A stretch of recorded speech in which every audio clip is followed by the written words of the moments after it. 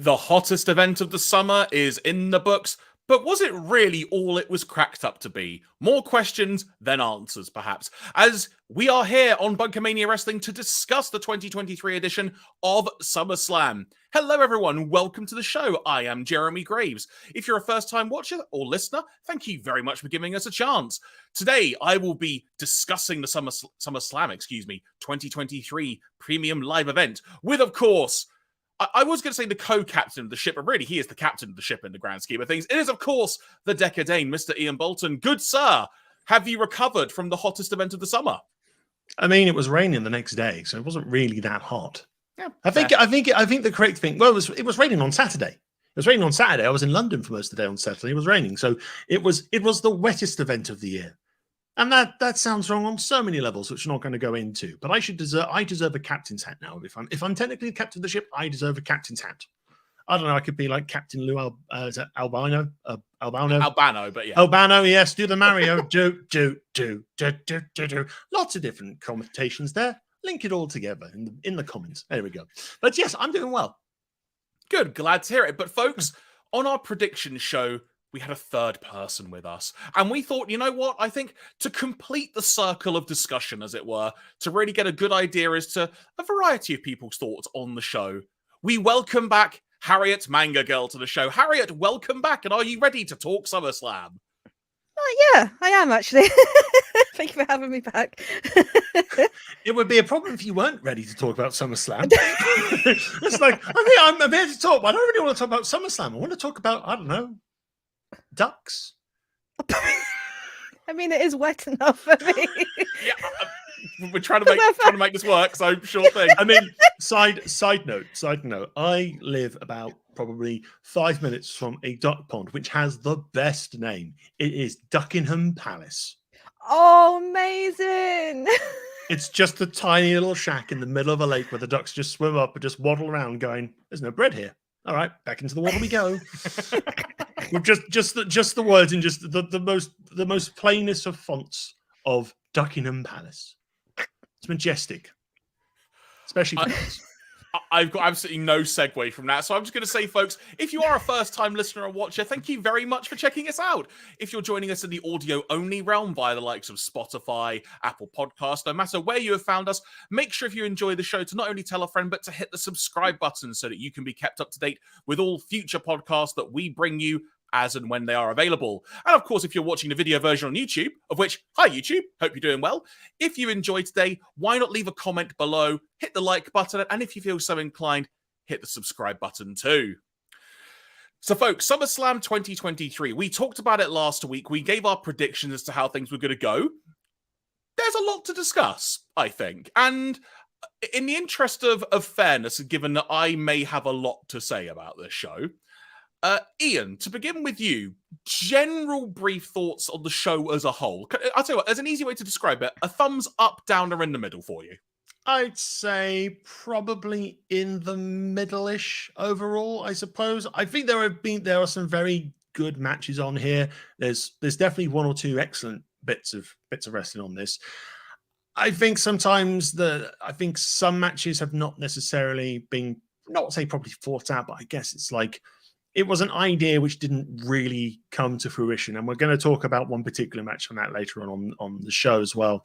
And main event itself, I mean, the result is not surprising. I think it's how we get to the result is kind of the thing that's kind of made people kind of go, why? But why though? All that sort of stuff. And that's obviously what the YouTube channel video is called today. It's like, Jimmy, but why? In a confused state of mind. But yeah, I didn't regret spending my time with the show. I still had some enjoyment with matches, but it's probably not what I would go on my way to return to be perfectly honest. Harriet, how about you? Thumbs up, down, or in the middle? Middle as well. It was wasn't the best of the last few pay-per-views we've seen. There have been better. Like Ian said, there are some good, there are some bad. There are lots of questions. Oh boy. Some matches, lived up to what they were supposed to. Some didn't hit the mark. But in all, it was okay. I actually watched some of the matches again just to refresh, because Sunday's a while away, so I just need a refresh on one or two things. But yeah, it was just like, yeah, not the best, not the worst, but I was not disappointed, but I think because in the long run of the pay-per-views we've been having, they've been really good. You're thinking, oh, it's going to carry on with that momentum, but it kind of fell flat a little. But then again, I think you're going to have not every one of them is going to be perfect. So yeah, in the middle for me. So, full disclosure, folks, thumbs way freaking down for me, just to be really blunt about it. I thought this show was bad. That said, there were a couple of genuinely really good moments, so I will at least not make it bang on 6 o'clock on if you're looking at the clock. It may be more like a 5:28, as it were, sort of thumbs down. To sort of add that perspective. But yeah, I just thought this show as a whole was slow, ploddy, boring, quite frankly, throughout a lot of it. I just thought there was no atmosphere, and compared to most premium live events this year, this just felt the flattest. And whether that's just because of the venue they were in, because I know it is like a big football stadium. I think it's the same venue as WrestleMania 23, if I remember correctly. Mm-hmm. There was just everything about this to me just felt really dull and flat. Not helped, being quite frank here, by the fact that they had a video package with Kid Rock at the beginning of the show, which I could say a lot of things about Kid Rock, but for the sake of time, sod him. And of all the things, and this should have been the clear sign that this was going to be a bad show, in my opinion, of which I appreciate I'm also in the minority on this opinion. I'm just saying that for clarity. When Kid Rock's talking about SummerSlams of the past, he references like the first SummerSlam. Then he goes forward and randomly mentions, in a good way, SummerSlam 1995, which nobody does for a reason, because it's bad. Which one's that? Kid Rock.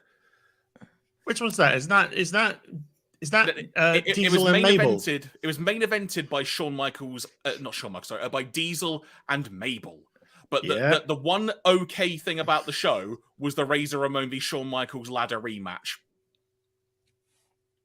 So the fact that that got mentioned, I probably should have taken that as a sign. But to bounce on something that you said, Ian, I regretted watching this show, genuinely. At the time, when I got done with it, I was angry.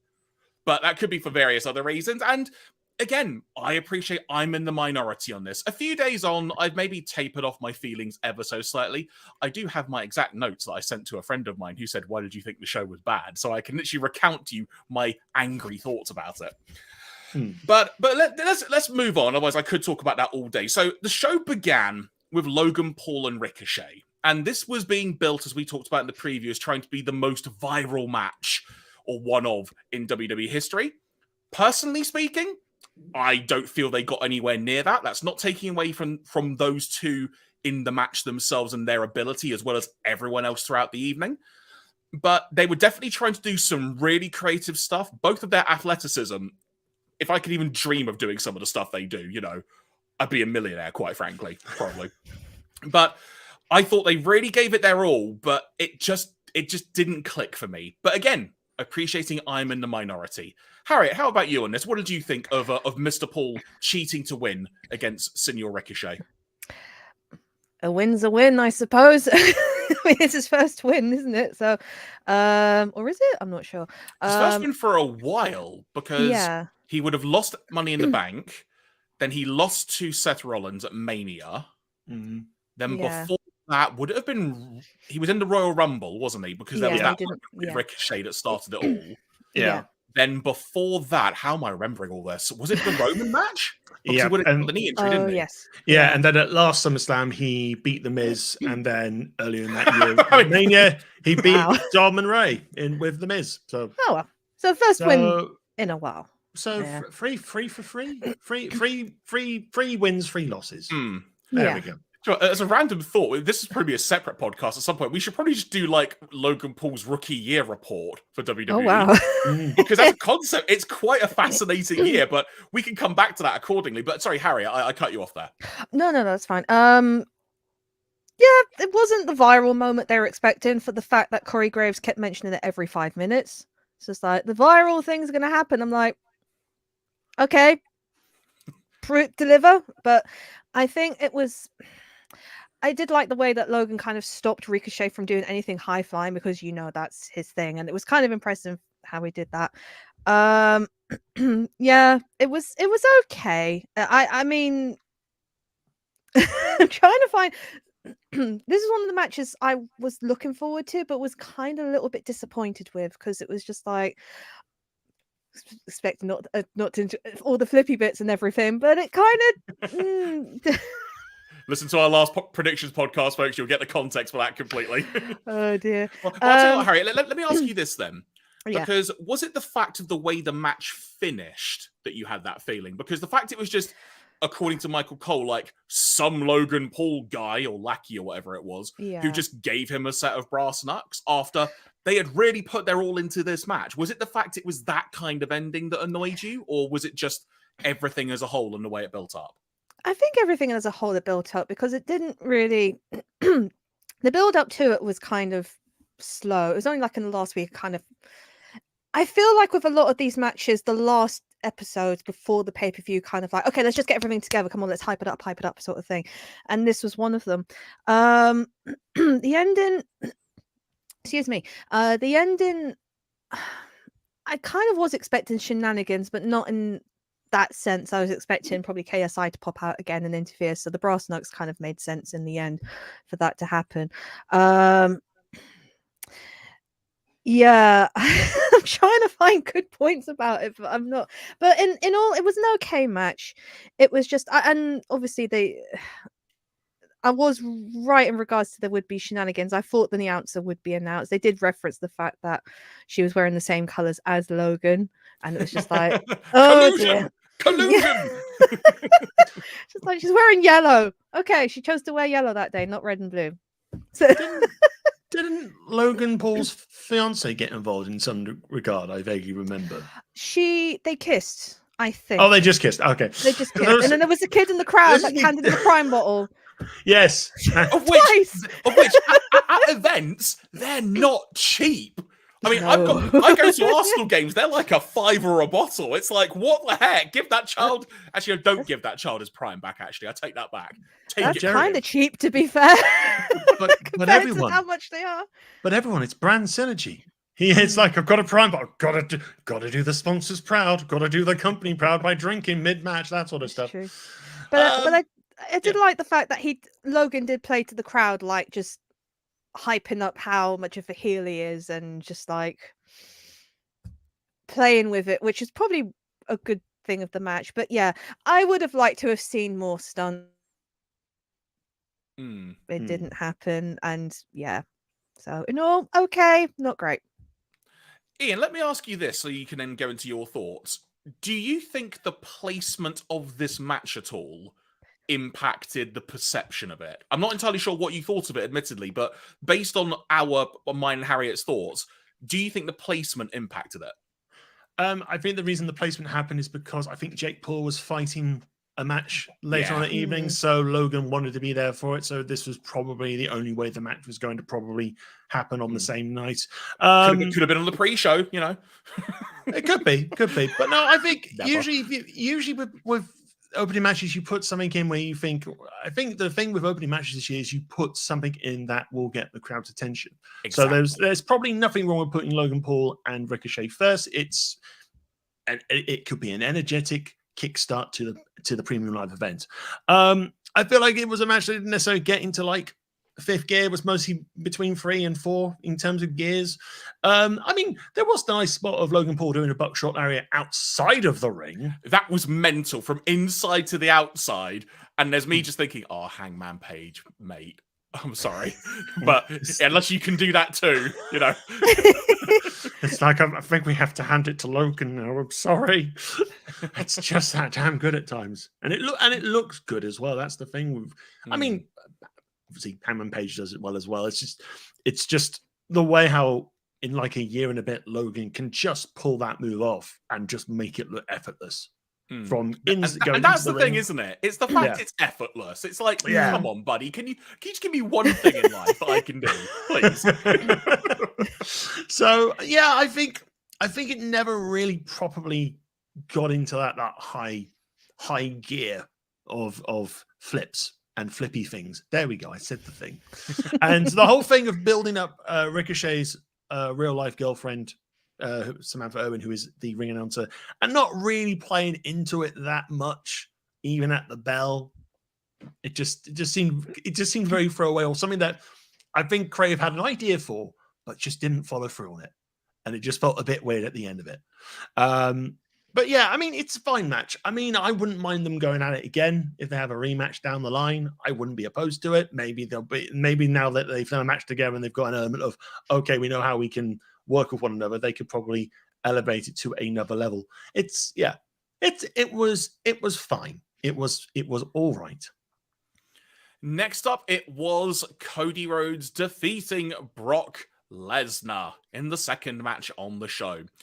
In the interest of just sort of going back around the circle the other way around, Ian, I'll let you begin this time. Thoughts on this epic clash of encounters and the exceedingly long entrance by Senor Cody?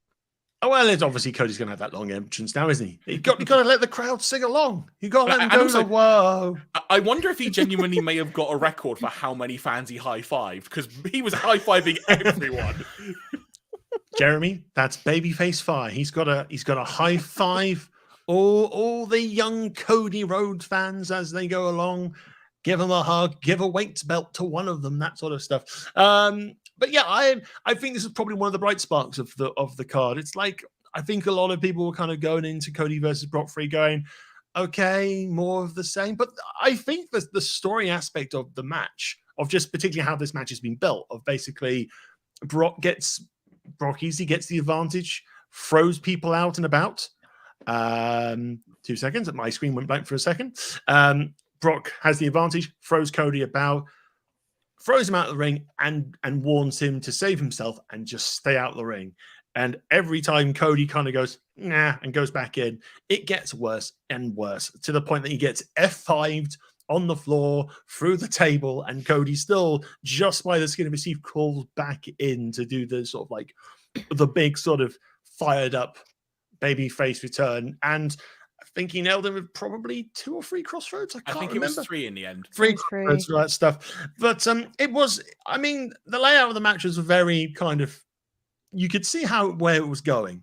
But I kind of still, I liked it because it was good psychology. It was good narrative storytelling. And the surreal thing at the end of seeing Brock offer a handshake and a hug, which was apparently unplanned as well, is kind of like, well, if you got that sort of endorsement by Brock, you must be doing something right. Mm-hmm. In that sort of word. But no, I thought I think out of the 3, this is probably the most entertaining and the most, I think, satisfying of them. Because I think with Backlash, we have the sort of the sudden roll-up win. With Night of Champions, we have the passing out win. With this one, there was definitive win. Harriet, how about you? I did enjoy this match. I thought it was well told out. Really loved the ending. I didn't realize it was unplanned until later on. I loved the way like Brock was telling Cody, don't come back for your own good. That was probably one of my favorite parts of the match. It was just like, I am gonna destroy you if you keep coming back in this ring. I'm literally just gonna throw you out. And it was kind of Brock being human, I suppose. Like, you've never really seen that to him before, where he's given mercy to his opponent, like literally giving him a chance to like, don't wrestle me. I will, you know who I am. I will literally just destroy you, which I thought was really good. And then, oh God, every time Cody went back in the ring, I was like, is he gonna make, he made it, fair play. And then I was just like, oh, well, you're in the world of hurt now. You know, you're just gonna make Brock even angrier.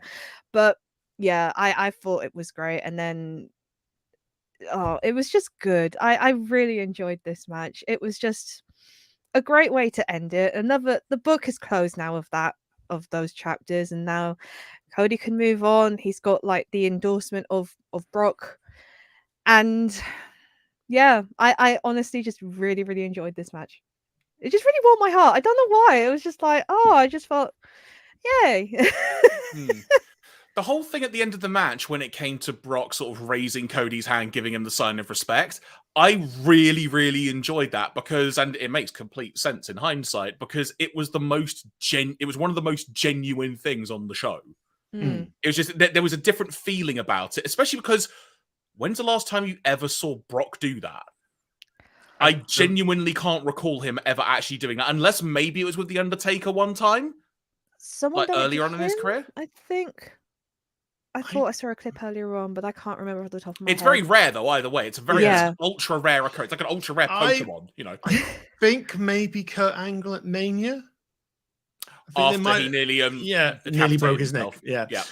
I think there was a brief sort of respectful hug or something like that at the end of the match. Mm. But it's a I very vaguely rare remember that. occurrence, though. And that's why that stood out so much. And also Cody's reaction to it as well, probably being, what the heck? What's going on? This isn't in the script. Please don't F5 me. Please don't F5 me. That's pretty what he thought was going to happen, quite frankly. It's like, I've had too many F5s, Brock. Stop. My book can't take any more of it. But yeah, on reflection, this match was really good. And you both have echoed sort of where I'm at with it now. But at the time, again, maybe I was just in the grump from having to see Kid Rock, quite frankly. That's the only thing I could really think of at this point. But I wasn't into this match. My feeling throughout at the time was you've already had 2 matches. In the second match, Cody fought you with a broken arm while wearing a cast. He's gonna keep coming back. He's not... Just destroy him. Like, this doesn't need to happen. Just do it, quite frankly. That was where my head was at. But by the end, I really, really enjoyed it. So they won me over. It was, in essence, kind of a weird... It was a sort of proto, but not last man standing match. Because it was all based on a count out, in that sense. But either way, though, come the ending, really, really happy. Now, we may talk about this afterwards. I don't know what is currently next for Cody. There's an obvious assumption where long term it's going to go. So it'll be interesting to see ultimately where they go from this. So either way, good stuff come the end of it. And then we got a battle royal. The short version of this, there were 25 people. Only AJ Styles, The Miz, and LA Knight got an entrance. LA Knight won after beating Sheamus. The end. I think there are some little bits and pieces here that we've not really mentioned here. Yeah, as well. I mean, now look, okay, I'm not just trying to do a bit now, but honestly, this was actually one of my most enjoyable things on the show. I actually thought this was just good fun. There was some fun moments in it. Chad Gable had a few good moments in there. A few other people got to have some good moments in there as well. It's a battle royal, so it's not a Royal Rumble or anything, but this was fine in a good way. It's a good fine, as it were. And come the end of it, I was like, good. LA Knight got his win. The people got what they want, basically. And that's what this needed to be. Harriet, you first. Thoughts on this? Yeah, pretty good. I actually, this is another one I enjoyed because I think Almost got an entry as well because I think MVP3 introduced him. Yes. MVP, yeah. MVP, yeah. He was, it was like, it was 25, and then he was like, no. Almost goes in there. And Almost came out and... And I think he did eliminate 1 or 2 people, but then everyone just went, let's just get on. It's like, this is what, don't just say this very tall, strong man is entering, but everyone's just going to go, get him. Yeah. And they did. It's called a Logan Paul because that's what they did last time. At Money in the Bank. Get him. It's like, get him. No, it was very good. I right person won. Definitely. I was just thinking about time because it's just been so long. I know there's no prize to it as such. It's just a sponsored match. Maybe the new Slim Jim advert with LA Knight and Bianca Belair is the prize, which was somehow filmed and completed way before this match. So, a prize for who? For them or for us? I mean, based on the advert, for everyone possibly, True. except music teachers. They might get hurt by just someone shouting "yeah" at them after a Slim Jim. I mean, for me, this was fine. I think the thing that made it kind of interesting was the fact that all these other stories were actually playing out coherently as well, because we've talked about sometimes, I think not this year's Rumble but last year's Rumble, how things just felt very disjointed in terms of why are you fighting this person now, this makes no sense. But you have the thing of Gable fighting off Imperium, like eliminating Kaiser, Vinci, and all that sort of stuff. You've got for example, you have Bronson Reed, Ciampa, and Nakamura still having their little gripe with one another and all that sort of stuff. And that was all playing into it as AJ well. and Karrion Kross. Yeah. Absolutely. Or Yeah. Hollywood Sullivan Bo Brown, as I like to call him now.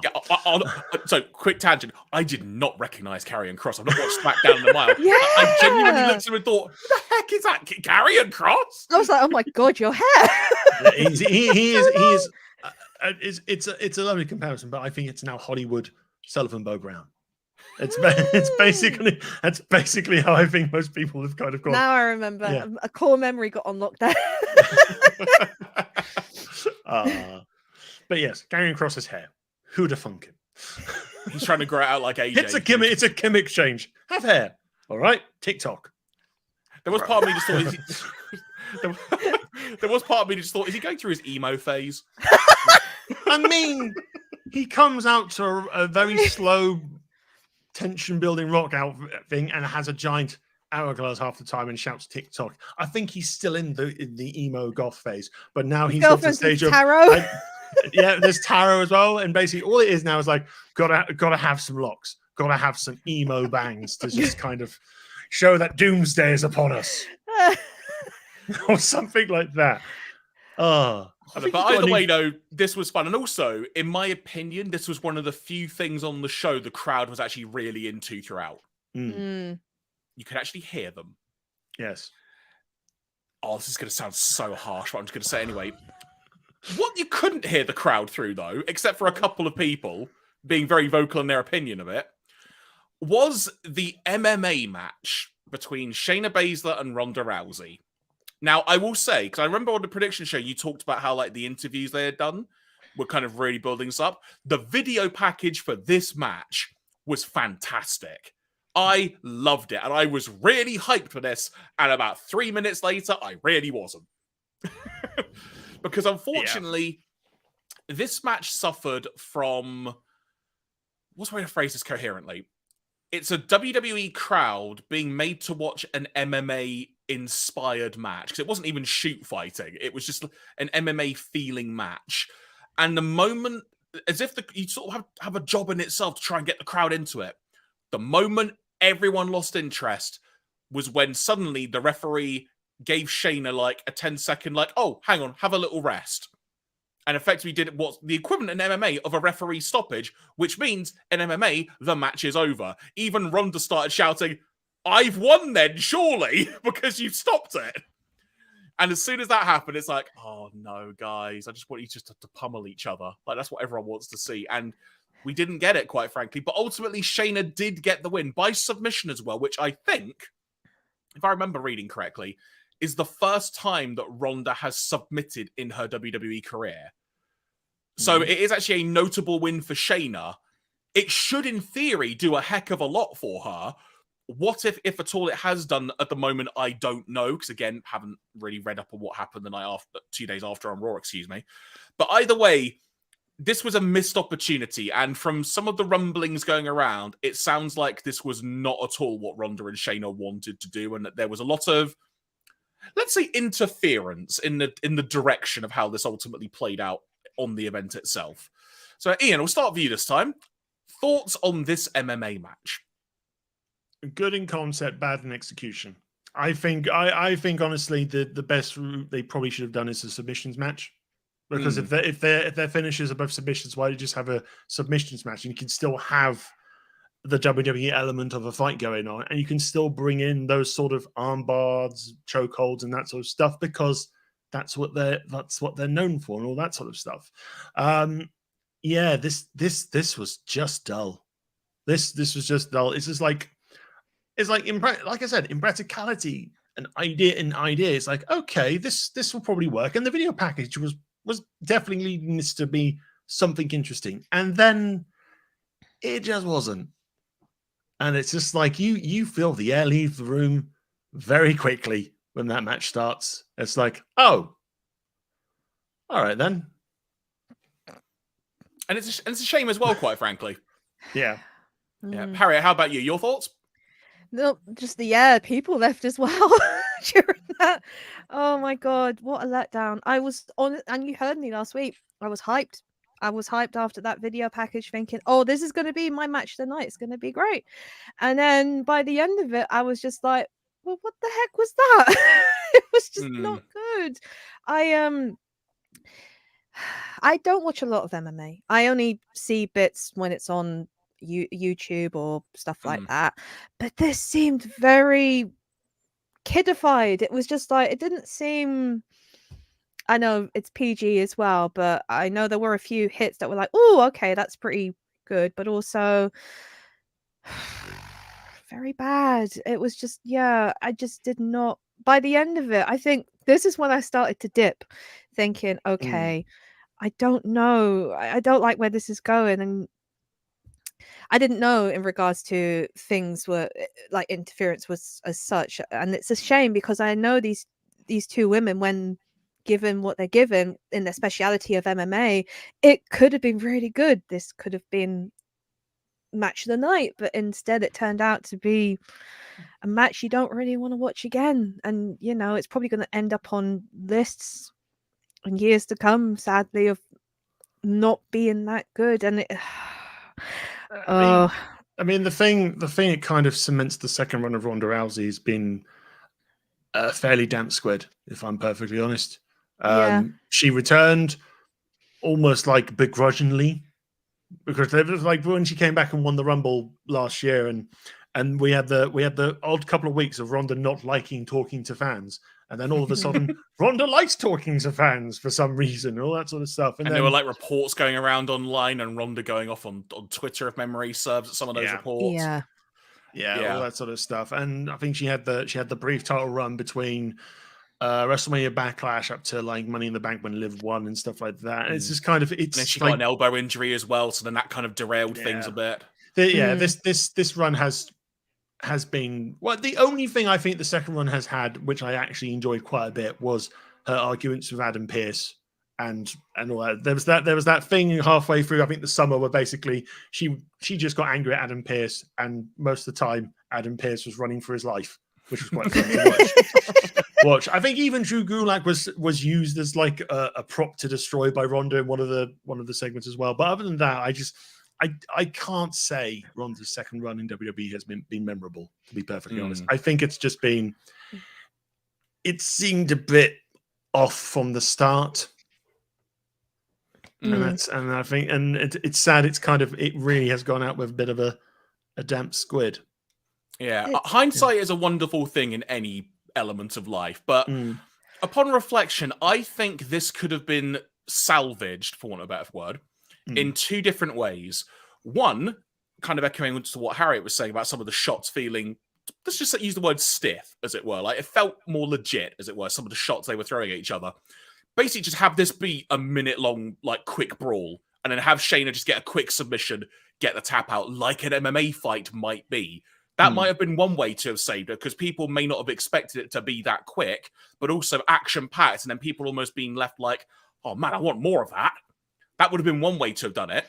The other, though I appreciate we're long since removed from this sort of realm of wrestling now, this might have, I referenced in passing in the prediction show, like, could it be like a Lion's Den match from Circuit Attitude Era?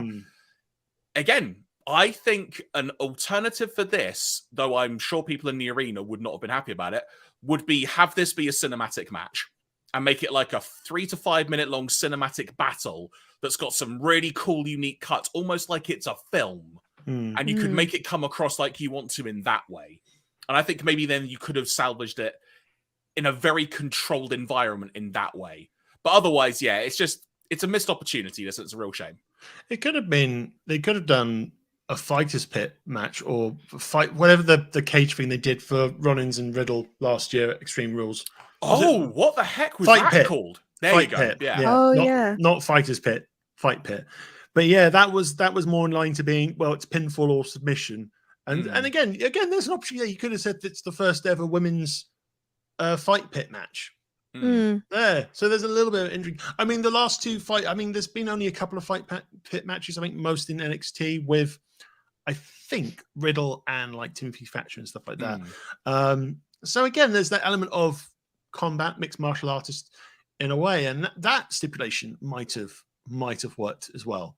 And again, you could have brought in a celebrity referee or something like that and made it a bit more up the stakes a bit. And then you could still have Because, sorry, pardon me for cutting you off there. They brought in Daniel Cormier for the Riddle Rollins one, didn't they? They did. They did. So it's like there was probably opportunities to still have that element of a mixed martial art feel, but also comfortably deal with the sports entertainment side of things, because this match was not entertaining. I mean, and also the fact, I know now there's a merger now with UFC, so for people who have never seen MMA before, this could have been a good introduction in regards to it for them to watch it in the future, but this probably wasn't the best way to advertise it either. So I had not considered that as a viewpoint. But this is when Shane McMahon comes out on crotches, still after doing his crotch. This is SummerSlam Underground. Yeah, when the matches are real. It's like everything turns dark.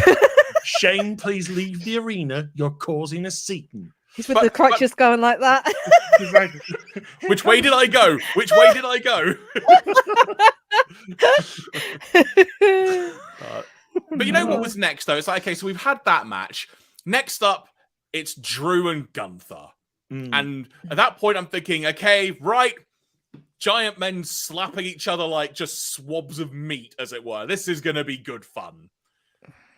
Unfortunately, I don't think this was at all. I think this was just a victim of what had been before it as well. I don't think everything gelled well. I loved the ending, though. When Drew was sort of going up on the top rope with Gunther, he slips, gets crotched on the rope, and then Gunther just does his, let's call it his awkward-looking splash, because it's wonderful how old school it looks, quite frankly. And he just gets up, hits him a couple of times, does a powerbomb, pins him. I loved that ending, because it was just, that's what wrestling should be in some ways. You just have that moment of, oh, wow, that kind of like I was just saying about the Ronda and Shayna thing. Have it be 30 seconds where suddenly it's over in the blink of an eye almost. That's what I loved about the end of this match. But just throughout, I just don't think it reached the heights it could have got to. It was certainly by no means a Sheamus Gunther from Clash at the Castle. But it also didn't even really, in my opinion, get to the level of the WrestleMania 3-way match involving these two men and Sheamus. Which, a shame, but it was what it was. Still enjoyed it for what it was, but I think my expectations were far higher, which may be why I wasn't as into this. But Harriet, your thoughts on this match? Yeah, out of the matches we've seen with Gunther, this doesn't top, but it's just like there have been previous matches, like you said, the triple threat was extremely good. And it is pretty much what you've seen before, literally slapping the living heck out of each other. And also the fact you kind of know now that Drew probably wasn't going to win it because they want to run with the record. So they're getting to the Honky Tonk Man's record. We're nearly there. I think it's like 30 odd days now to go. The day after Payback, he breaks it. Okay. Right. My dream scenario, just to deviate for a sec. Gunther just has an open challenge at Payback. So it could just be anyone that walks out. And it's the frickin' Honky Tonk Man. Can you imagine? Oh my God. Jeremy, if that is to happen, I am pretty certain the Honky Tonk Man is going to die. Well, that's the thing. Maybe he'll come up being like, I'm going to defend my record. And then he looks at Gunther and just goes, nah. Actually, you know what? You're all right. You're good. You're fine. Just walks up playing the guitar. Yeah, there you go. And instead, Rick Boogs comes back. Like, the next best thing, Rick Boogs for the guitar. No! I just broke you in with that. Yeah. Bollocks. Wow. Wow. Someone's not a fan of Rick Boogs. I mean, look, I know, but as a competitor, yeah, I know. I don't mind Rick Boogs, but perhaps just send someone out there who actually will probably have an actual chance of winning for the. He deserves it. Oh, do you know what? You know what? Let's park that conversation for a second about who might dethrone Gunther. Maybe we'll come back to that at the end of the podcast, as it works. I think that's definitely worth talking about, because at this point there is a really big question of who at this stage. So let's park that to one side for a second and let's sort of keep on the match, as it were, for now. But so, Ian, your thoughts on this match then? It was fine. Again, it's like I think this was a match that didn't necessarily live up to the billing, but I think that's because in some elements where we've been treated to 2 really good sort of matches, we're kind of going, oh, this is it's got to be an A+ match, it's got to be a 5-star match, we'll be on straight away. And it's like, and when that obviously doesn't feel like it's going to happen, it's kind of like, oh, we sour on it a little bit. But again, the funny thing is, this is the first time Drew and Gunther in any promotion have had a one-on-one match. So it's kind of like, okay, this is like possibly a feeling out kind of state of affairs, really. I mean, it did get heavy hitting, because you end up seeing like the red marks forming on Drew's chest and all that sort of stuff. So the handprints don't lie. They don't lie. They don't lie. But I do like, it's like I'm with you, Jamie. I do like the sudden kind of like the sudden pounce of Gunther of just doing splash, then lariat, then powerbomb. It's kind of like you've got 3 finishes on WWE 2K23 and you just spam it all. You just go, I'm going to do clothesline from hell, F5, I've won. Yay!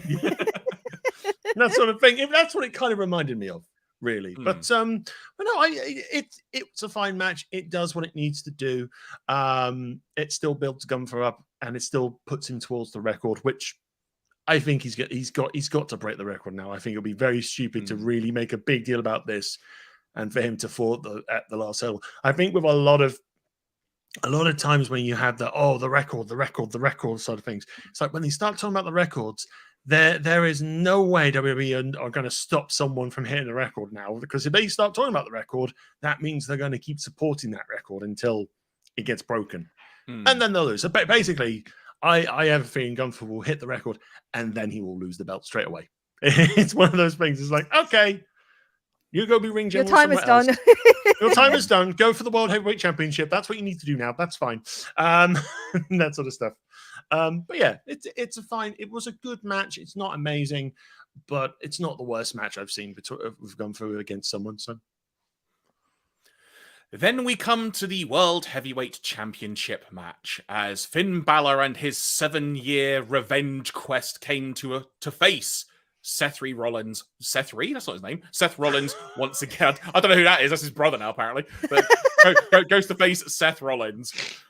This match, this was a good match. I will admit that. Again, I wasn't massively into it, and the ending, while creative, annoyed me because it made Finn to just come across like, one, a bit of a whiny twonk, but also a bit of a silly guy as well in the process.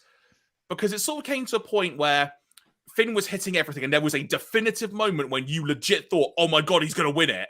Because he hit a couple of moves, went up to the coup de grace, but then Rollins kicked out. That's when Damian Priest started walking down the aisle, which we could see everybody looking at, and eventually the camera cut to, eventually. And then he gets at ringside and looks like he's going to offer the briefcase either to cash in or to like use it as a weapon. And Balor was saying something to the effect of, no, we're sticking with plan A. We're not going to plan B yet. Or words to that effect. This then eventually leads to Rhea and Dom coming out, of which they end up getting taken out and such. I can't remember exactly how it was that occurred, but they end up getting hit down, as it were. They get struck down. And this then leads to Damian Priest having to make a choice, in essence. Because Finn Balor is suddenly kind of calling for assistance to Damian Priest. Well, because there would have been a ref bump during this point as well, if memory serves. And this then led to Damian Priest putting the briefcase... Oh, no, actually, the ref had not gone down. Sorry, I apologize. He was distracted, I think. Thank you, I misspoke. He put the briefcase in the ring, very far away from Balor, awkwardly far away, you might say. He then walks around the other side of the ring to distract the referee himself.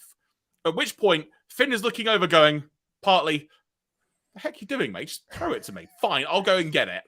He goes to grab it, and as he's like leaning over the top of it, Rollins then just does a curb stomp in his face into the briefcase, which again was both creatively a wonderful moment, but also made Finn to look like a total idiot at the same time, in my opinion, which then led him to get pinned and defeated. And Damian Priest just doing the best poker face in the world of, what? What do you want from me? I didn't do anything, but don't worry, you're still my favorite, Finn. Exactly. Ish. See, like I say, I applaud what they did in the match itself. I just, again, wasn't massively into it, but I appreciate what I saw. And the ending, like I mentioned a few times now, while creative in how they got to it, it did just make Finn look like the biggest idiot in the world. And I genuinely still think Finn winning and having that sort of looming presence over his shoulder of Damian Priest in the briefcase while he is champion would have been really, really fun to see. But Harriet, I'll start with you. Thoughts on this encounter? I think this was one of my favorite matches of the night, actually. I like the whole thing of the 7 across the torn shoulder as well. That was very good. And then just Finn literally on the attack, using the same moves that was used on him 7 years ago. It literally was a full circle moment, and I was thinking, oh, this is it. He's actually going to win. I was expecting it to happen, shenanigans or not, but no, it was shenanigans. It was a really good match. I did like the storytelling. I knew Judgment Day would be involved in some form. I think Dom was taken out by Seth. I think he did the curve stomp on him outside the ring. I think that's how it happened, and then Rhea tended to him because Rhea, mummy, queen. Yeah, I did like the end. I mean, I just like the way they panned in straight onto Damian and the face of just like of like, yeah, seriousness, like, yeah. It's like I didn't know whether or not it was like I did mean to do that. You didn't know if it was to Seth or to Finn. That's the thing. You didn't know whether it was like you were doing it because you wanted Seth. Yeah, that's what I liked. And then the whole shaking of the head afterwards is like, well, that plan definitely went out the window. But I did enjoy this match. In my opinion, it was well told. Yeah, I wish Finn would have won. It would have made more sense for him to win. So I don't know what's going to happen from here because, yeah, you still have that kind of crack in the team as such now that you have this kind of between Finn and Damian. Well, yeah, the crack's been kind of forced open a little bit with the resurgence of JD Madonna on Raw this past week. So I think there is more kind of disagreements to come. So the result for context, sorry, what does that mean? Because I've not seen Raw. So in a nutshell, so what occurred? So for the last couple of, I think for a small period of time, a couple of months ago, JD Madonna has been the former Jordan Devlin, if anyone wants to go further back into WWE, has been lingering around Raw, lurking in the background, and kind of randomly talking to Finn now and then, because in real life, Finn is the person who trained JD Madonna. So in Raw this week, I think Priest was trying to have a word with Balor, but Balor wanted JD by his side for anything, and then there's like, oh, bit of tension there. So maybe it comes ahead with either another civil war in a different faction, or basically either Balor goes alone or Priest. The more likelihood is that it might be everyone turns on Priest, and Priest gets a sudden like tweener baby face kind of run with the briefcase or something like that. Who knows? I'm kind of pondering things out loud. But no, there's still a lot of legs in the Judgment Day story, which is exciting. I think we all kind of suspected Balor was going to win. It didn't happen, but I'm not annoyed at the results, and I kind of like the finish. I thought the finish was kind of fine. I mean, in terms of it was Balor's hubris and just ultimate attempt to get revenge any way possible, which became his undoing. And I think it's like you could argue that Damian Priest tried to help, it didn't work, and he just got frustrated with Finn and just went, "Here you go, have the case and do something with it." Oh no, you've been stomped. Never mind, friend Finn. Do we go for pizza? Pizza? Good pizza or corner shop pizza? You know, carbs. Detroit pizza. There you go. You want carbs now, Finn? Yes. Yes. No. Okay. I'll have a carb. I've got the donut. A single carb. A single carb. I just keep remembering. I keep remembering the line that when Moxie was in Ambrose on WWE, he just looked at Balor and just went, "For God's sake, man, eat a carb." And stormed off. It's the little things you remember, isn't it? Yeah. But so for the next match, let's talk about this in two chunks. We'll do the post match as a separate entity on of itself. But we had the three-way match with Charlotte, Flair, and Bianca Belair challenging Asuka for, I'm going to say, the WWE Women's Championship, but I legit don't remember the name of it at this point. That's the right name. It is, Good. yeah. Good. I had a 50-50 chance. I scored. So, Ian, I'll start with you this time. Thoughts on this match? I thought this was a fairly decent match. I mean, it felt a bit rough around the edges, and that's probably because sometimes style mixes a little bit, I suppose.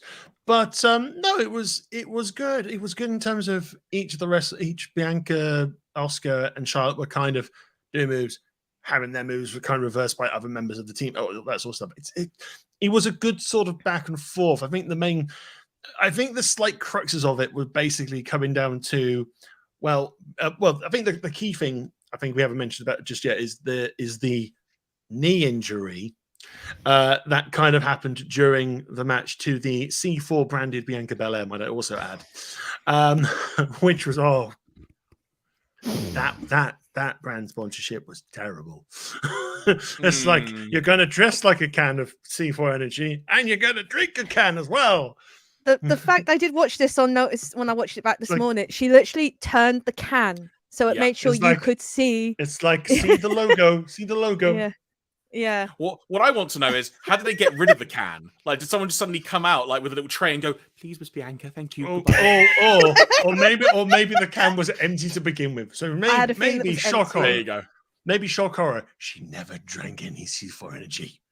Yeah. Because C4 energy. Say, if she took a sip of C4, did the C4 contribute to her knee injury? Possibly. But then it'll be like, but C4 took Bianca all the way to win the women's championship for all but 2 minutes. Yep. I think it was a fine match. I mean, I think the post match is more memorable for it, to be perfectly honest.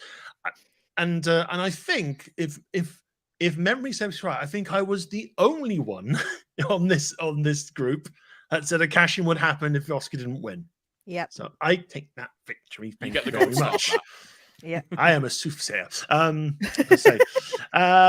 yeah, the match is okay. It's just it's the post match, I think, which is a bit more talkative. I think the moment Bianca wins with the knee injury, you know it's happening. It's just kind of like and I think I would have been more annoyed with the result if Bianca had the knee injury, we had the cash in, and Bianca still had the bloody belt at this time. If that happened, I would have just, yeah. I don't trust cash-ins anymore, Jeremy. They always go wrong, or they just mean fuck all. Harriet, your thoughts on the match? I said my one swear word. I'm happy. It was a very quick cash in as well. Anyway, but moving on. Yeah, the match was okay. I think there was one moment where Charlotte had a bit of a wardrobe malfunction, which kind of like halted the match a little bit, and you could see Asuka and Belair in the corner, like, okay, what do we do?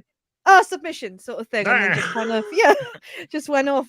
So yeah, it was okay. I will say this though.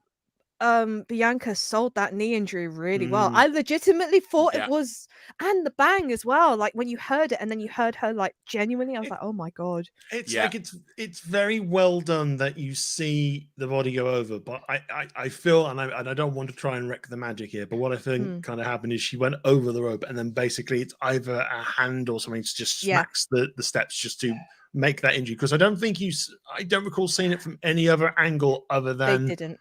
The hard cam. They kind of a little bit to the left, but it wasn't. You don't see the impact. I mean, it's kind of like it felt like a legitimate story injury angle because you didn't see anyone do the dreaded X. Yeah, the X side of things, but the sense of her being pulled. Basically, two things were going to happen. I think at this stage is either Bianca's going to fight through the pain and lose valiantly, and Asuka survives, or it's the way Charlotte takes the belt for the brief seconds, or what actually happened is she fights through the pain and it's Bianca wins. Huzzah, adversity again. We've overcome injury adversity this time to win a belt. Yeah, I thought that the way that the injury, quote unquote, came about was very well done, like you say, Harriet. There was something about it to where for a good few seconds I thought, oh crud. Like literally just has her knee literally just imploded or something. Like, what has happened? And again, not to sound incredibly cynical and clearly just a bit of a spark in some way, but as soon as I saw a television camera focusing on her, I thought she's fine. Like in the that's true. Literally, but because it basically, when injuries are legitimate, the camera never focuses on them. So the moment it's like the moment you hear the commentators talk about it and keep focusing on it, it's like, yeah, this is a storyline injury. Yeah, but there's ways to sort of realize, as it were, and that's not to take away the magic and such. But this match overall, though, I genuinely think this was one of the worst matches on the show. Okay. And the reason for that is not anything against the performers, as it were, because they're all great. It's just, I think you might have said it, Harriet, the key word, the clash of styles, or it might have been Ian. I can't remember which one it was. But yeah, the clash of styles just did not work in this. And there were just quite a few moments where it just felt clunky. I think that's the way to describe it. And it was just a lot. It felt like it was just like a lot. You're driving down like a road, but there's lots of speed bumps. And you just keep awkwardly having to go over the speed bumps. That's kind of what it felt like at times. But as soon as the knee injury happened, and it was suddenly just one-on-one for a while between Charlotte and Asuka, it was like they suddenly managed to get into second gear down the road, because suddenly we really got a semblance of a match. And then there was the moment as well, which it's very difficult to try and describe how I feel about this, but there was the moment where Bianca was kind of walking down the ramp, but I think Charlotte had the figure 8 on Asuka, and then Bianca sort of runs back to the ring. I'm thinking, okay, you're going to break up the submission. Good on you, Bianca. Good job. And instead, she decides to go to the top rope and do a 450. And I thought, that's so much worse on your knee. What are you doing? It's like, I am so injured. I know. I'll do this painful thing. Make it worse. Adrenaline in my soul. It went for Cody Rhodes.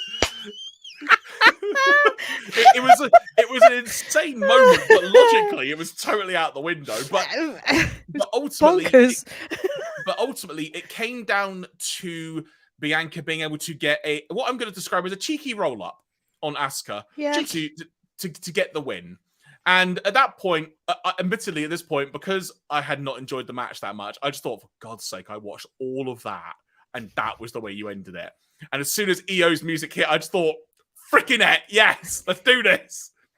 Which leads us into the second element I mentioned, where we had the cash in, where Io Sky is running down the ramp. And you can notably see Bayley getting further and further away in the distance as the camera is following Io, which is a wonderful visual. And Charlotte and Asuka are taken out on the outside once Bayley had caught up and had got the briefcase and smacked them both in the face. This then led to Io cashing in, and Io doing her absolutely beautiful moonsault on Bianca and getting the win. And this is probably the loudest the crowd was all night for this post-match segment. It was the most memorable thing, like had been mentioned already in our recaps. And the bit that was the icing on the cake was when Dakota Kai showed up, who apparently, per like a Twitch stream she did, she said she basically got the call like 4 hours earlier to get on a plane to get to the building because they needed her. So it was kind of a last-minute thing for her to be there. But it just made the moment feel complete. And again, like I talked about in the Cody Brock stuff, it felt so genuine. And that's what made this really, really a fantastic moment. I loved it so much. It's a good full circle moment because it's around the year to the time where they all arrived at SummerSlam. So, within 12 months, one of them is women's champion. Good. And in terms of where they can go next, obviously, the match I want to see is Asuka versus Io. Give me it now. Give me the carbs. I mean, I can throw a third card into that mix. Go on. Depending if rumors are true, Kairi Sane. Yes. Oh, so happy to hear that. Because really there are rumors that she is coming back, but obviously at the moment it's kind of like no, on hiatus at the moment. Yeah. Yeah, and I think she's got a couple more matches she needs to. I think she made a random appearance in All Japan, to which everyone pretty much went, "Wait, what?" Yeah. so there's a couple more things, but yeah, that's another potential thing. Look, if the WWE Women's Division is basically going to become a Japanese Women's Division for a while, I have zero issue with this. Give Neither me do a I. Joshi division in WWE. This will be great. But I yeah, did this like the cash-in fact- was fantastic, though. So, sorry, Harriet, after you, but the cash-in was fantastic. I was going to say, I like the fact that it referenced Stardom as well in this. Yeah. They was just like from Stardom to WWE. I was just like, good call, good call. Clearly, Vince. It's clearly Vince is not in the building for this one. Yeah, you can tell.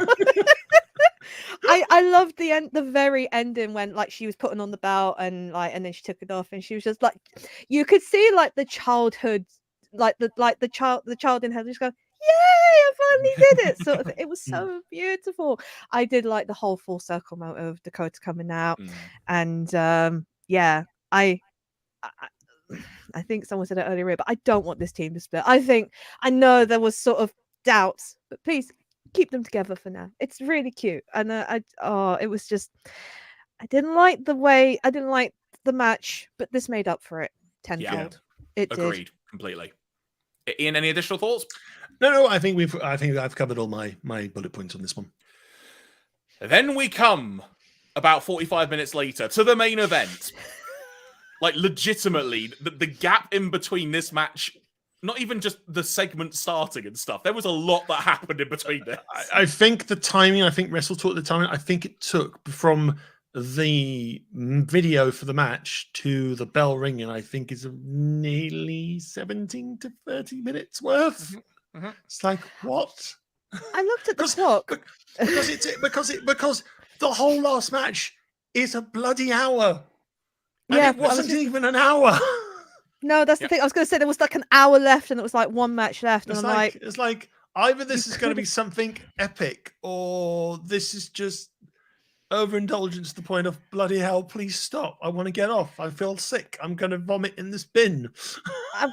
I want to make one reference, and it was something that was shown earlier on in the night, and I don't know if you want to talk about this or not, but they showed a package of Becky Lynch. They showed like what was happening with the rival with her and Becky. You could have easily put this in instead of wasting an hour. And that's my only gripe. That's the only thing I'm kind of really annoyed about, that you could have had that extra match in there. Yeah. Also, Rhea not wrestling either. You know, there's lots of other matches. Defended in a while. It's a bit of a weird one with Rhea at the moment, because obviously Rhea is definitely over. And people want to see Rhea just beat the ever-loving crap out of people. I think the trouble that they've had, and I don't know if it's more to do with the creative side of things, is basically comfortably building someone up to actually have a proper like feud match with Rhea. I mean, it kind of worked with Zelina because it was in Puerto Rico for Backlash. The Natalya thing, even though she got completely squashed in Night Champions, apparently the Raw match that they eventually had was actually pretty damn good. Yeah. And it was kind of more akin to what she was doing with Charlotte at WrestleMania. And at this moment, they're still kind of, I think we are heading towards Rodriguez versus Rhea, because Rodriguez jumped Rhea this week on Raw and tried to beat her. Match. And that should be fun. That should be fun, because they were buddies in NXT, and they had a good rivalry in NXT, so this should translate to the main roster quite nicely. It's just very weird. It's very weird how it's just kind of not really I mean, obviously the Judgment Day stuff, so maybe they're being cautious of how much Judgment Day stuff's going on. And if that's the case, why are they not? Well, the argument is obviously Bloodline is extremely popular and makes all the money for WWE at times. But then, as you were saying earlier, if the Judgment Day could be leading in itself to another type of civil war, then there's too much civil war, There's too much civil war going on.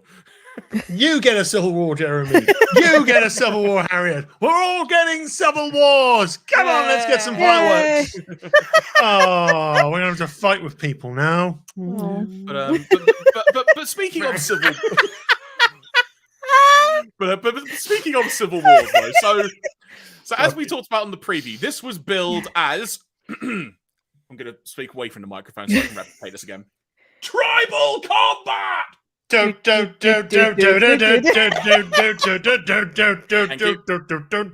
Tribal Thank chief, come on. Thank you very much. Thank you. I got my moment. That's what I wanted. There we go. Now, as we talked about on the preview, it was explicitly stated on television as well as WWE.com and is still on WWE.com's website, where per WWE.com staff, the rules of the match were as follows. Anything goes, but no one can interfere until Jay and Roman's match is over.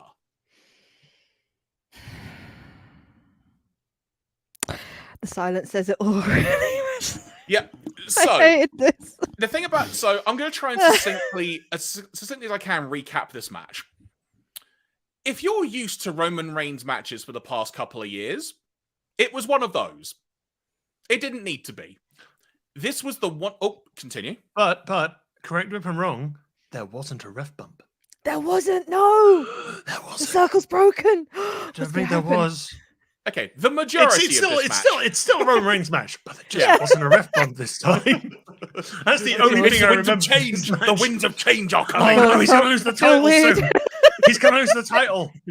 If they can't do it, he's gonna lose. He's gonna lose the title. Ref bumps. The refs are smart now. They've got armored plating on. They know to go. I was like, almost speared me. Almost speared me. Oh no, Superman punch.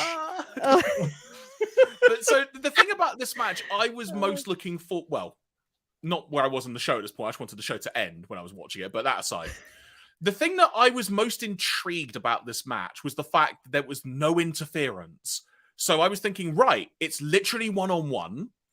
This could be a completely different feeling match. This could be, it wasn't, just like a 20-minute, really fast brawl. It would feel totally different from what we've had because at this point, not every Roman Reigns match needs to be an Avengers film, quite frankly. It doesn't need to be the final act of an Avengers film, literally the final hour. You could just have it be shorter. You're allowed to do that, WWE. You really are.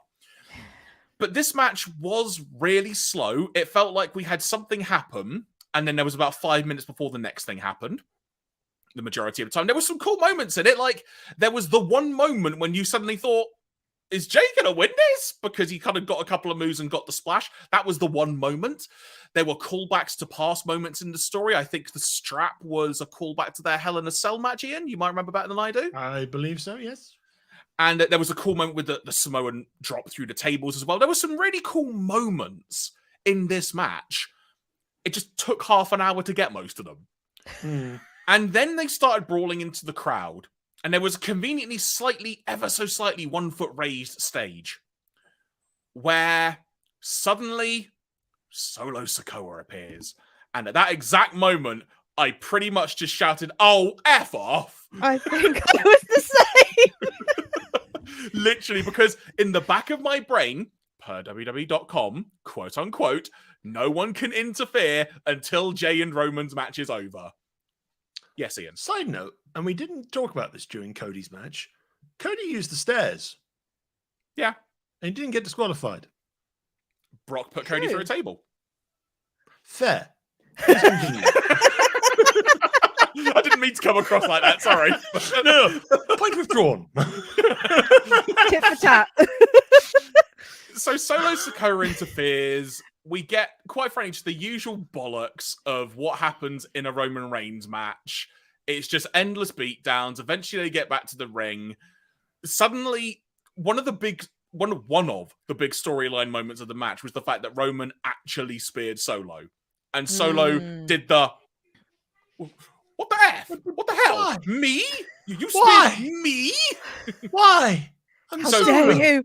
So we're clearly going to get Roman and Solo at some point. Like, park that for, like, I don't know, WrestleMania 52 at this point. Because, you know, the Bloodline story is going to go on for a while.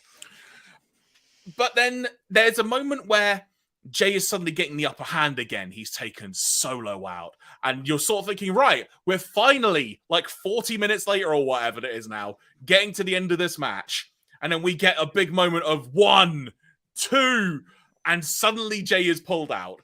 And it's a hooded man, or hooded figure, I should say. Who could it be? And of course, most people are probably thinking, oh, it's another member of the family. Who's it going to be? And then they unhood? They reveal They themselves lowered the hood. to be. They lowered There the you go. hood. There you go. They lowered They the hood. reveal themselves to be Jimmy Uso. And But then we why, get though? a minute of absolutely nothing happening. And eventually, a super kick of insurmountable doom on his brother. He's thrown back in the ring. Roman does his whatever. And then he wins.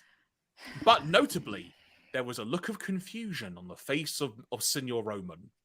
So what does that mean?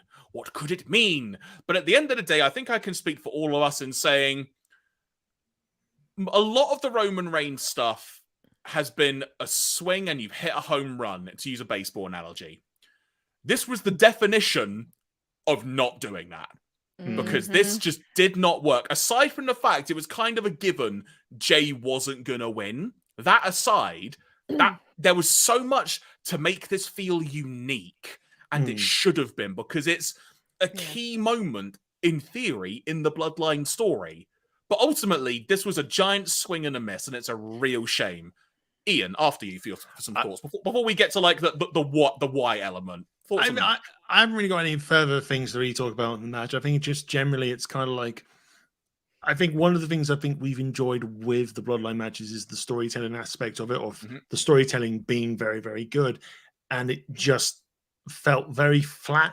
I mean, it's like the whole thing about Jimmy versus Jay. I mean, on a beat, I think with an interview with Errol Hawani, they said they wanted to eventually do a brother versus brother thing. So maybe it's WWE going to go, oh, they want to do that? All right, fine. Well, everything we've done with them so far has brought us money and all that with Bloodline, so why not? And I think if this is going to work, if they're going to go off with the brother v brother thing, it's got to work narratively, because right now it doesn't. And maybe we'll get some explanations on Friday SmackDown, whatever, maybe, who knows. But I would have just preferred Roman to win clean. And I would have gone, fine, we can close the chapter on this little thing and we move on to the next chapter of the Bloodline. And it just feels so sudden and so out there that 3 weeks after being written off with an injury, Jimmy's back and it's just gone, oh, by the way, I don't like her anymore. Sorry. Or I'm annoyed and I'm sorry. I don't know. Yeah, I think I can speak for all of us. I'll get to your thoughts in a second, Harriet, sorry. But I think I can speak for all of us in saying for me, but I think I can speak for all of us, there's effectively one chance to justify this. It's not we'll hear from Jimmy and he just is standing in the ring and says nothing and walks out. Like, if that happens, it's like, no, I'm kind of dumb.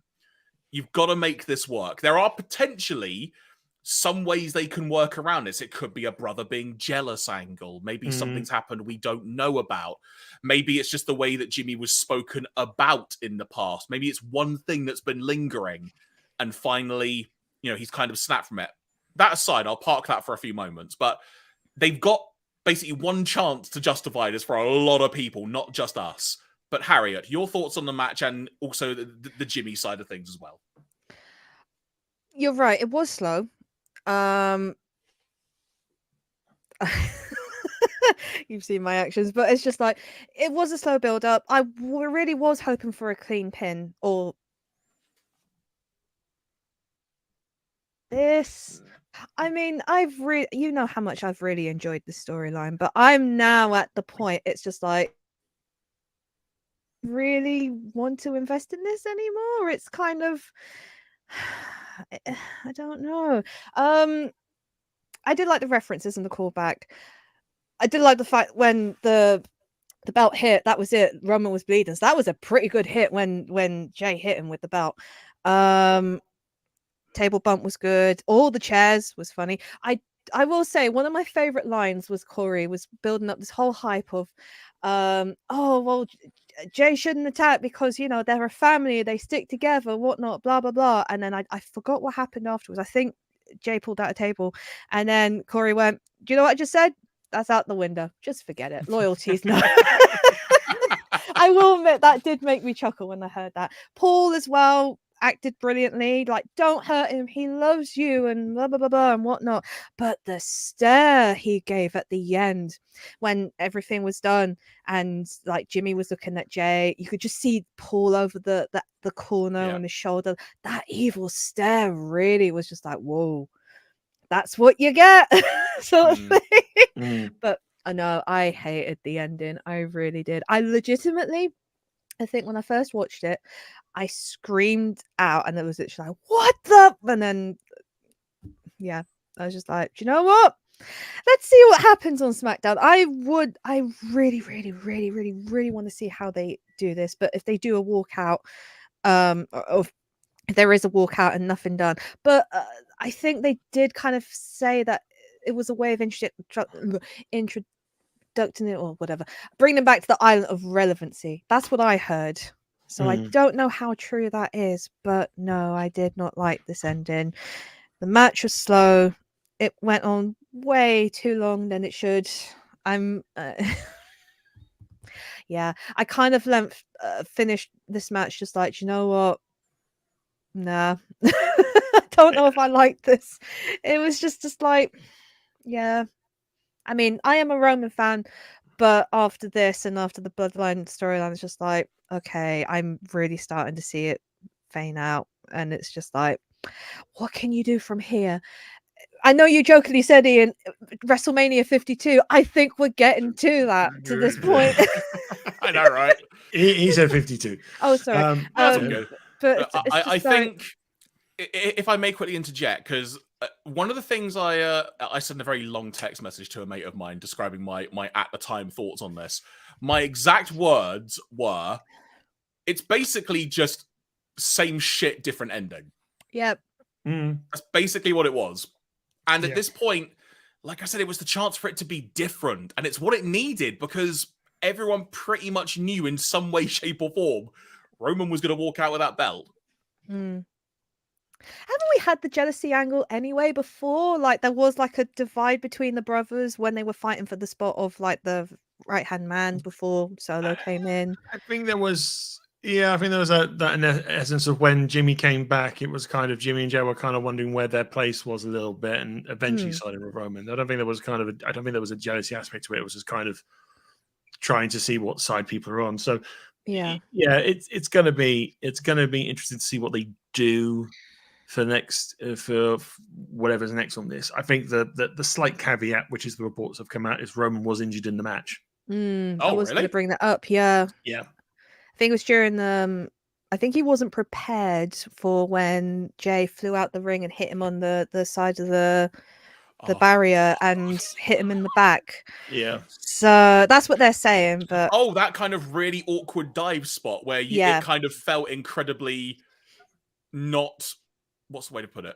It's just not prepared. As it were. It was like the one moment where you're like, that felt off. Yeah, I think. Yeah, because with the injury thing, apparently Roman was supposed to do the press conference thing. It was only Paul that came out for that. So don't know what.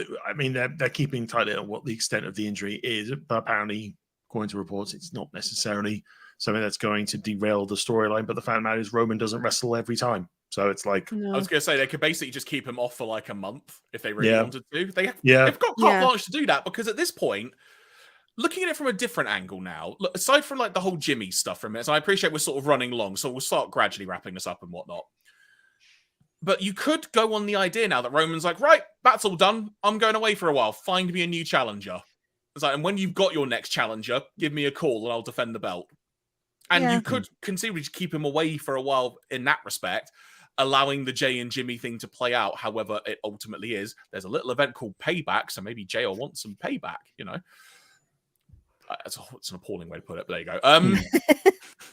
But yeah, so yeah, we've sort of given our very detailed thoughts on SummerSlam, and appreciating it was at this point when we're recording it's like 4 or 5 days ago. So I think it's good to get it on record, because even though we all, enjoyed at least parts of it, quite a divisive show by sort of our discussion standards. Normally we're all kind of nearly on the same mark here, but there's definitely some different thoughts. And in many ways, that's what kind of makes this show, from a historical point of view, so intriguing.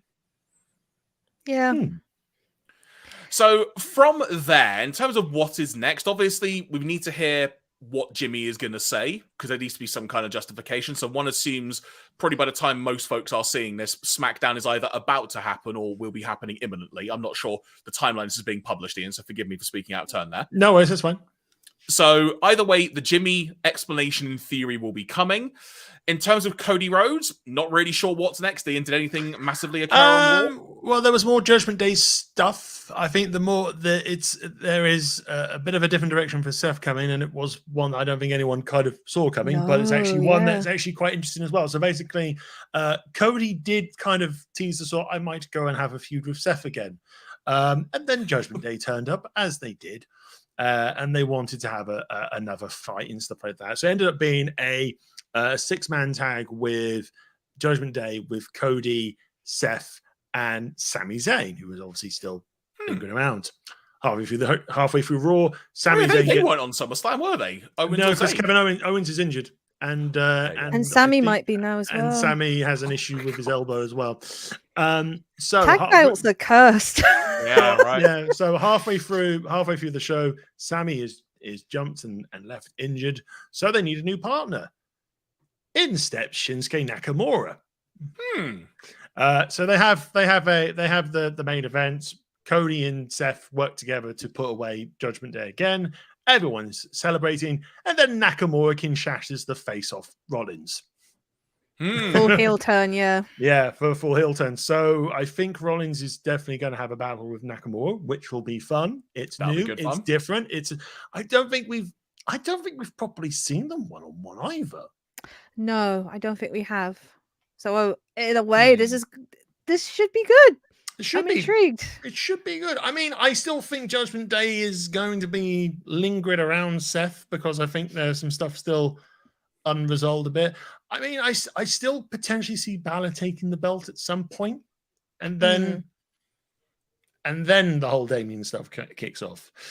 Intercontinental Championship wise, Chad Gable won a fatal 4-way in his hometown. Oh, so, I'm well up for seeing him v Gunther. That's gonna be great fun. Yeah, he won a 4-way battle between him, Tommaso Ciampa, Ricochet, and Matt Riddle. Fun match as well. So we got all that. I've talked about Rhea and Rodriguez as well. That's happening as well. So that. I think the one thing we didn't properly talk about, and it happened on SmackDown before, Street Profits have possibly gone heel because they turned up in the nice shiny suits with Bobby. And they completely decimated a tag match. I think they with Bobby Lashley, so it might be like a new version of the Hurt Business or similar then. 2.0. 2.0, yeah. Amazing. Yeah, so they kind of threw out a match between the OC and the Brawling Brutes, and they just turned up and just went, we're just gonna beat the ever-loving shit out of people. All right. And then Bobby just comes out, and Bobby and that they still get like a huge baby face pop. So it's like, oh yeah. Yeah, they're bad guys, but they're cool bad guys. They've got silks. They've got the finest silks available, and they're dressed in them, and all that sort of things. It's weird seeing like the Street Profits in different attire, other than like their sports attire jerseys and everything. So it's like, Angelo Dawkins in a suit, looks cool. I think so. We'll probably see some extension on that maybe on SmackDown this week. Moving forward, it's obviously the start of a new faction. Or restart of a faction, so it's all kind of good. But anything occur with Shayna following the pay-per-view? I think she's about to enter a potential feud with Becky. Yes, nice. She's on the list of who she wants to beat. I'm excited for that. Nice. Yeah, so I think once Becky and Trish have their match sorted out in a couple of weeks' time in Canada, I think it will turn to Shayna. I will say Becky this week. With the lemonade. So good. So I think she made an Instagram post about lemonade. Or Triple H mentioned, if you give lemons, you make lemonade. Just casually comes out to ringside with like glasses of lemonade, drinks Wade Barrett going, this is lemonade, Michael. This is lemonade. This isn't like Bud alcoholic like seltzer. I was thinking earlier, with the C4 with Bianca and there was nothing in the can, my mind went straight to... Are you aware of the stuff that Becky was doing on social media over the weekend? Yeah. Where she's literally in the kitchen making lemonade. Yeah. So literally it's just genius. And then the nod of the spit, like the Triple H spit, it was just like, that's for you, Hunter. Basically, I did like that. If there is going to be a rivalry between those two, I looking forward to that. Oh yeah, and then there's the whole commentary shake-up now. Basically, Michael Cole's on both shows. Or basically, they've moved Barrett and Cole to Raw. Cole remains on SmackDown, but Kevin Patrick and Corey Graves go to SmackDown on Fridays. Yeah. And I think the reasoning behind that is Endeavor, who have obviously the company that's buying WWE, they want kind of like the proper public face. So it's like, for example, how in AEW you've got Excalibur on pretty much most of their sort of front, or Tony Schiavone for a good example. I think they just want Michael Cole to be like the host face of WWE. Makes sense. Hope you get a pay rise for that. Oh, well. Double duty or triple. Yeah. Yeah, literally. You had a freaking PLE into it. That's like, true. what if he turns up in NXT? Oh. I actually would be quite excited to see It'd be Michael Cole do good, commentary yeah. on. Well, there you go. Well, anything else to impart on the wonderful audience then, folks? Any other additional thoughts, be it on SummerSlam, post thoughts, any other business, as it were? Now is the time. Mr. Ian. No. Harriet, anything additional from you? Please do better on the women's division for the next pay-per-view. I mean, what's up with the tag belts, by the way? Because Sonya Deville's knee's gone, isn't it? And I don't know. They're thinking. They're thinking about it. It hasn't been addressed. I think they talked about it, but they haven't come to a thing of yet. Yeah, that's why I said the tag belts are cursed, because Ronda was injured earlier as well, and Liv is also injured. So yeah, we'll see. Yeah. There we go. Well, folks, thank you very much for listening and or watching. We hope you enjoyed the show. If you enjoyed the show today, why not hit the subscribe button, be it on your podcast platform of choice or on YouTube, so you can be kept up to date with more podcasts as they become available. Harriet, thank you so much once again for coming on the show. If people want to find your content and such, what's the best way they can get in touch and find you? I was going to say, but that was a really weird way to phrase it. But how can people find your content? I'm on Twitter at MangaGirl232. I post a lot of my stuff on there. At the moment, I'm just finishing off the Monday Night War reactions of season 3. I think episode 23 has just gone live. Next one's Friday, and then the last one's on Monday. After that, I don't know, but I stream also twice a week. Oh yeah, my YouTube is MangaGirl232 at the end of .com, and then I'm on Twitch once or twice a week under Harriet under MangaGirl _MangaGirl. I can't talk tonight. But if you follow me on Twitter, I post a lot of my stuff on there anyway when I'm going live, etc., and links to stuff that I'm doing. Excellent stuff. Ian, good sir, any additional thoughts or any other ways that people can get in touch with us should they want to do so? Well, if someone wants to get in touch with us, just simply eat a Slim Jim and email us at contact@bunkamania.com. It's deliciously meaty. Yeah. And by the way, we're not sponsored by Slim Jim, just to make that abundantly clear. Not an ad. Not an ad. But we do like food or drink. So I mean, look, if Pepsi Max we need food and drink. I mean, look. You know what? I was going to say something about Pepsi Max wanting to sponsor us. I think we're just going to leave it there. Folks, thank you very much for listening and or watching. Until next time here on BunkaMania Wrestling, thank you very much for listening to us talk about wrestling. And remember, keep on enjoying wrestling, because that's why we're all here. Until next time, take care.